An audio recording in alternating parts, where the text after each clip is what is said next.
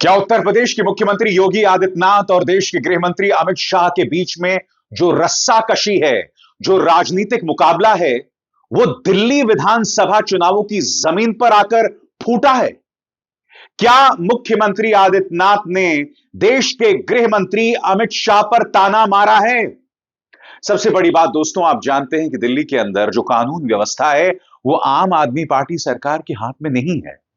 तो आखिर क्या वजह है कि मुख्यमंत्री आदित्यनाथ दिल्ली की कानून व्यवस्था पर प्रहार कर रहे हैं और इसके लिए आम आदमी पार्टी को दोषी ठहरा रहे हैं? क्योंकि आप भी जानते हैं दोस्तों कि कानून व्यवस्था पूरी तरह से केंद्र की जिम्मेदारी है और ऐसे में अगर मुख्यमंत्री आदित्यनाथ ने दिल्ली विधानसभा चुनावों में कानून व्यवस्था पर टिप्पणी की है तो स्वाभाविक सी बात है, ये किसी और पर नहीं, देश के गृह मंत्री अमित शाह पर हमला है।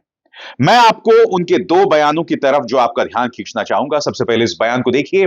आम आदमी पार्टी की सरकार ने बांग्लादेशी घुसपैठियों की मदद से साल 2020 में दंगा करवाने का काम किया था। दोस्तों, होम मिनिस्ट्री की कोई भी रिपोर्ट दिल्ली दंगों में बांग्लादेशी कनेक्शन की बात नहीं करती है। तो फिर यहां ये बात क्यों की जा रही है? सबसे बड़ी बात, हमारी जो सीमाओं पर सुरक्षा की जिम्मेदारी किसकी है? अर्धसैनिक बलों की। अर्धसैनिक बल किसके अंतर्गत आते हैं? देश के गृह मंत्री अमित शाह के अंतर्गत। योगी आदित्यनाथ कह रहे हैं कि आम आदमी पार्टी राज्य में अराजकता फैला रही है। सबसे बड़ी बात, 10 साल से भारतीय जनता पार्टी सरकार क्या कर रही है? अब जबकि हम 11वें साल प्रवेश कर चुके हैं, क्या मुख्यमंत्री आदित्यनाथ ने सीधा प्रहार देश के गृह मंत्री पर किया है? सुनिए, दिल्ली में अराजकता के मुद्दे पर उन्होंने किस तरह से आम आदमी पार्टी पर प्रहार किया, मगर उनका एक एक शब्द कहीं ना कहीं फोकस्ड देश के गृह मंत्री पर था। और इसका जवाब अरविंद केजरीवाल ने क्या दिया, यह भी सुनिएगा। सबसे पहले सुनिए मुख्यमंत्री आदित्यनाथ क्या कह रहे हैं। ये सरकार जो आम आदमी पार्टी की पिछले 10 वर्षों से दिल्ली की जनता के साथ यहां पर धूर्ततापूर्ण व्यवहार कर रही है, इस सरकार ने, अरविंद केजरीवाल एंड कंपनी ने अपने गुरु सरदेव अन्ना हजारे को भी बेवकूफ बनाया था, उनको धोखा दिया। अन्ना हजारे को धोखा देने के बाद इस सरकार ने जो बातें कही थी जन लोकपाल लाने की,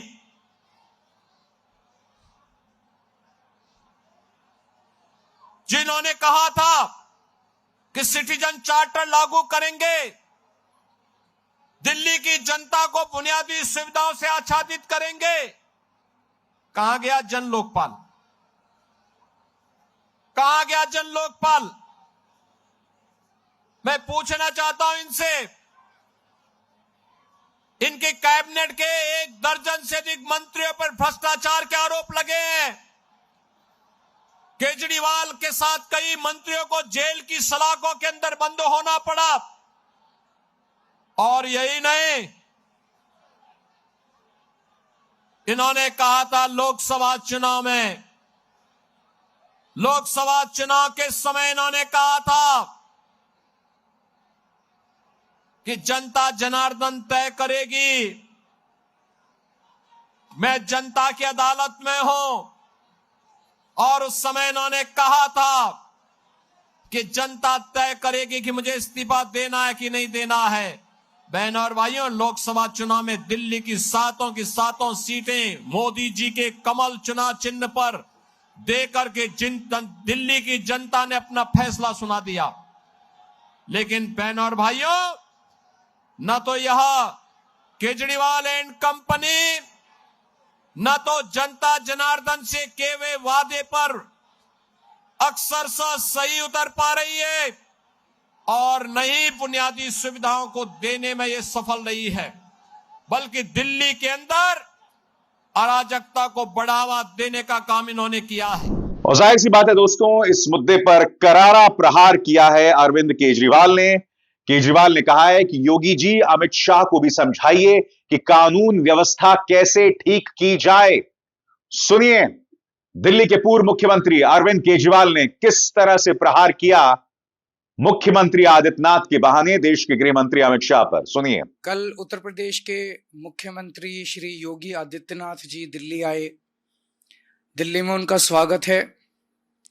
दिल्ली दिल वालों की है, सबका स्वागत है। पूरे देश में कोई भी आए उनका हम तहे दिल से स्वागत करते हैं।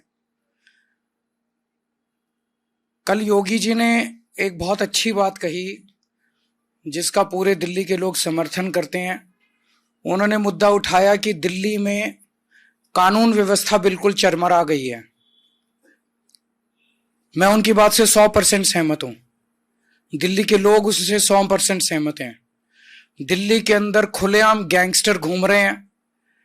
11 गैंगस्टर्स, बड़े बड़े गैंगस्टर्स के ग्रुप हैं जिन्होंने पूरी दिल्ली को बांट लिया है 11 हिस्सों में, और खुलेआम फिरौती मांगी जा रही है व्यापारियों से।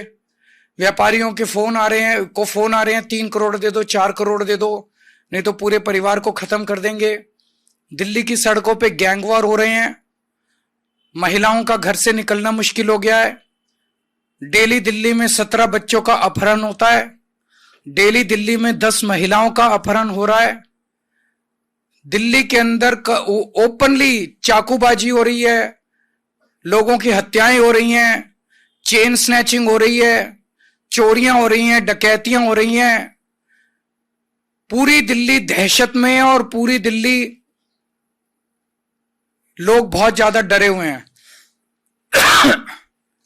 कल योगी जी ने बिल्कुल सही मुद्दा उठाया है। योगी जी ने कहा कि उत्तर प्रदेश में योगी जी ने कानून व्यवस्था ठीक कर दी है।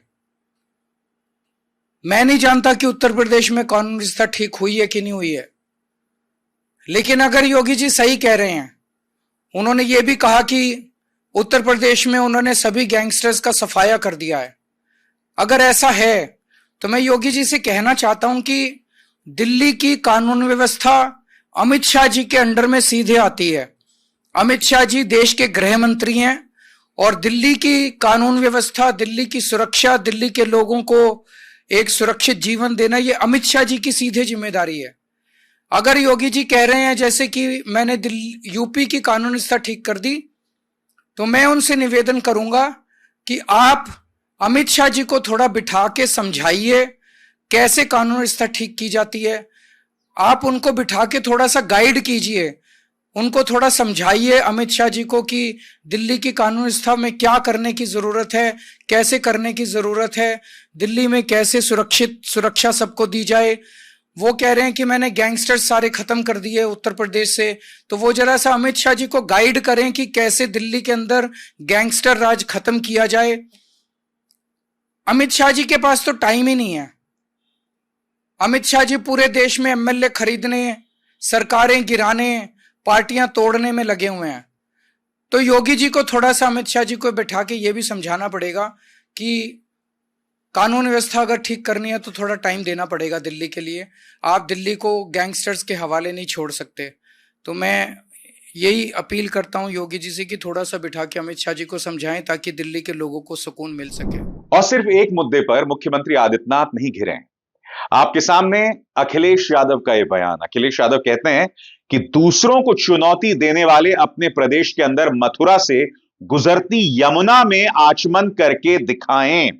दरअसल आपको याद होगा दोस्तों कि मुख्यमंत्री आदित्यनाथ ने दिल्ली के पूर्व मुख्यमंत्री अरविंद केजरीवाल को चुनौती दी थी कि दिल्ली की यमुना में जो पॉल्यूशन है, जिस तरह का प्रदूषण है, उन्होंने चुनौती दी थी कि जिस तरह से हाल ही में मैंने अपने कैबिनेट के साथ डुबकी लगाई थी, स्नान लिया था कुंभ में, आप ऐसा दिल्ली की यमुना में करके दिखाएं।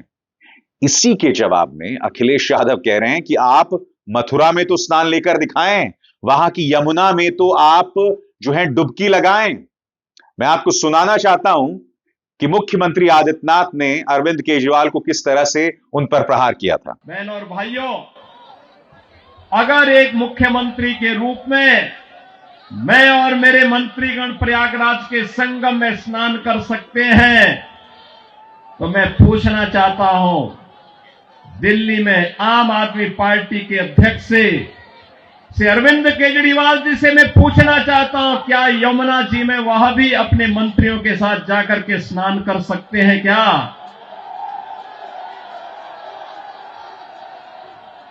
अगर उनमें नैतिक साहस है तो उनको इसका जवाब देना चाहिए। यमुना मैया को एक गंदे नाले के रूप में बदलने का अपराध क्या उन्होंने किया है कि नहीं किया है? और अगर वह व्यक्ति इस बात का अपराधी है तो फिर मुझे नहीं लगता है कि जिस जनता जनार्दन की इस अदालत में उन्हें कोई माफी दी जानी चाहिए। वो माफी के हकदार नहीं हो सकते।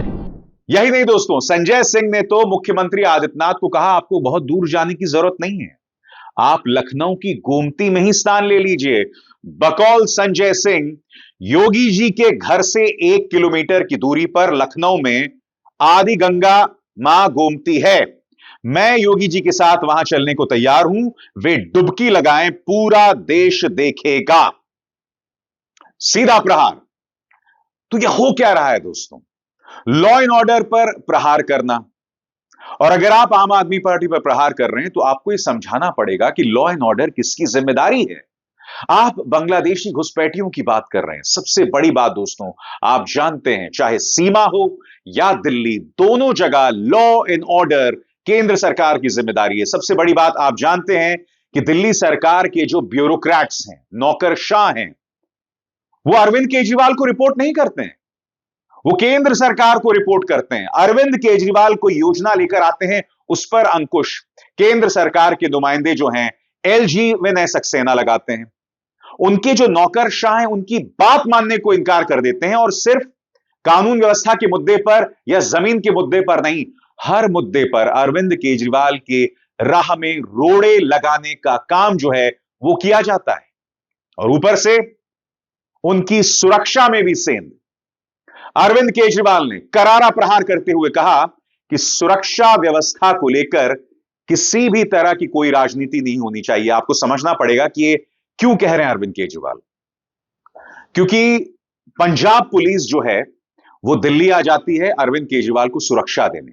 उन्हें यह इंटेलिजेंस रिपोर्ट मिल रही है कि अरविंद केजरीवाल पर आतंकवादी हमला हो सकता है, और यह रिपोर्ट कोई और नहीं, खुद केंद्र सरकार की तरफ से आई थी। आज केंद्र सरकार यानी कि भाजपा गठबंधन सरकार इस पर राजनीति कर रही है, जिस पर अरविंद केजरीवाल ने प्रहार किया है। सुनिए वो क्या कह रहे हैं। ये प्योर और शुद्ध राजनीति है, और मुझे खेद है कि सुरक्षा, पर्सनल व्यक्तिगत सुरक्षा को राजनीति के हवाले कर दिया गया है। कम से कम सेफ्टी एंड सिक्योरिटी पे राजनीति नहीं होनी चाहिए। Thank you. तो चाहे बांग्लादेशियों का मुद्दा हो यानी बांग्लादेशी घुसपैठी, लॉ एंड ऑर्डर या यमुना में स्नान, इन सभी मुद्दों पर मुख्यमंत्री आदित्यनाथ बुरी तरह से घिर गए हैं। सबसे बड़ी बात, जब आप ये कहते हैं कि हम विदेशी घुसपैठियों को 1 इंच नहीं देंगे, तो ये विदेशी घुसपैठिए दिल्ली में पहुंचे कहां से? 11 साल से किसकी सरकार है? मुख्यमंत्री आदित्यनाथ बताएं ना। सुनिए उन्होंने क्या हास्यास्पद बयान दिया है विदेशी घुसपैठियों पर। आज नोएडा, ग्रेटर नोएडा और उत्तर प्रदेश में निवेश आ रहा है, दिल्ली में निवेश 0। यहां के उद्योग, यहां पर कोई उद्योग लगे, रोजगार का सृजन हो, यहां पे आम आदमी पार्टी ने कभी इसके लिए प्रयास नहीं किया। जो उद्योग चल रहे थे, बंदी के कगार पर पहुंचे, उनको रोकने के लिए कोई प्रयास नहीं किया। इनका तो एक ही उद्योग है, इन्होंने ओखला में और दिल्ली के अंदर हर महत्वपूर्ण स्थलों पर इन्होंने बांग्लादेशी घुसपैठियों को बसाने का काम किया। आपने देखा होगा अभी 2 वर्ष पहले जामिया मिलिया और उसके आसपास के क्षेत्रों में उत्तर प्रदेश सरकार की सिंचाई विभाग की जमीन पर भी इन्होंने, इनके विधायकों ने, इनके पदाधिकारियों ने, इनके पार्षदों ने बांग्लादेशी घुसपैठियों को बसाने का काम किया था। मैंने 2-3 बार बातचीत करने का प्रयास किया कि भैया उत्तर प्रदेश सरकार की जमीन पे मत बसाओ, लेकिन जब इन्होंने जबरदस्ती किया तो मुझे उत्तर प्रदेश से बुलडोजर भेजना पड़ा था उनको हटाने के लिए। और बहनों और भाइयों, मैंने उनको वहां पूरी निर्ममता के साथ अपनी सरकारी जमीन खाली करवाई और फिर उसे बैरिकेड करके उत्तर प्रदेश की पीएसी को वहां तैनाती दे दी है कि भाई अब आप यहां रहिए। दिल्ली की जनता के लिए कोई इंस्टीट्यूशन बनेगा, कोई सुविधा बनेगी, हम वहां वहां पर उनके लिए जमीन उपलब्ध करवाएंगे, लेकिन विदेशी घुसपैठियों के लिए 1 इंच जमीन हम लोग दिल्ली के अंदर नहीं देंगे। मुख्यमंत्री आदित्यनाथ को यह समझाना पड़ेगा कि ये जो तमाम बयानात दिए जा रहे हैं, क्या ये अमित शाह पर प्रहार है? क्योंकि आप जानते हैं कि सीमा पर पहरा किसकी जिम्मेदारी है? केंद्र सरकार की है, राज्य सरकारों की बिल्कुल भी नहीं है। स्वाभाविक सी बात है, अगर ये घुसपैठी दिल्ली पहुंच रहे हैं और उन्हें बसाया जा रहा है, तो यह जिम्मेदारी किसी और की नहीं, केंद्र सरकार की है, देश के गृह मंत्री अमित शाह की है। क्योंकि मैं नहीं भूला हूं दोस्तों, मुख्यमंत्री आदित्यनाथ से लेकर अमित शाह से लेकर प्रधानमंत्री नरेंद्र मोदी तक झारखंड का चुनाव हुआ था, तब किस तरह की बातें की जा रही थी कि आपकी बेटियां जो हैं वो घुसपैठियों को सौंप दी जाएंगी। यह भी कहा जा रहा था, दावा किया जा रहा था कि जब से प्रधानमंत्री नरेंद्र मोदी देश के प्रधानमंत्री बने हैं, हमने सीमाओं की सुरक्षा को चाक चौबंद कर दिया है। तो अगर आपने सीमाओं की सुरक्षा को चाक चौबंद कर दिया है, तो ये बांग्लादेशी घुसपैठी मुंबई, दिल्ली, झारखंड कैसे पहुंच रहे, ये तो समझाइए ना। 10 साल से क्या राहुल गांधी देश के प्रधानमंत्री हैं या नरेंद्र मोदी देश के प्रधानमंत्री हैं? देश की जनता को मूर्ख समझना बंद कीजिए, झूठ बोलना बंद कीजिए, गलत बयानी बंद कीजिए, भ्रमित करना बंद कीजिए, अपनी जिम्मेदारी लीजिए। और भारतीय जनता पार्टी के नेता अपनी जिम्मेदारी कभी नहीं लेते हैं। इन्हें सिर्फ रुताली करना आता है, सिर्फ रोना आता है और बस, उसके अलावा कुछ नहीं। 11 साल से सत्ता में है, दिल्ली के अंदर वहां की सरकार को काम नहीं करने दिया जाता और फिर भी ये लोग रो रहे हैं साहब कि दिल्ली की कानून व्यवस्था चरमरा रही है। क्यों चरमरा रही है? क्या वजह है बताइए? केजरीवाल को कटघरे में रखा जाएगा, उनके काम पर सवाल किया जाएगा, मगर जब एक सरकार स्वतंत्रता से काम ना कर सके, उनके रास्ते में एलजी साहब विनय सक्सेना रोड़े डालें, केंद्र सरकार जो है वो अंकुश डाले, तो एक सरकार कैसे काम करेगी? अभिसार शर्मा को दीजिए इजाजत। नमस्कार। स्वतंत्र और आजाद पत्रकारिता का समर्थन कीजिए, सच में मेरा साथी बनिए। बहुत आसान है दोस्तों, इस ज्वाइन बटन को दबाइए और आपके सामने आएंगे ये 3 विकल्प, इनमें से एक चुनिए और सच के इस सफर में मेरा साथी बनिए।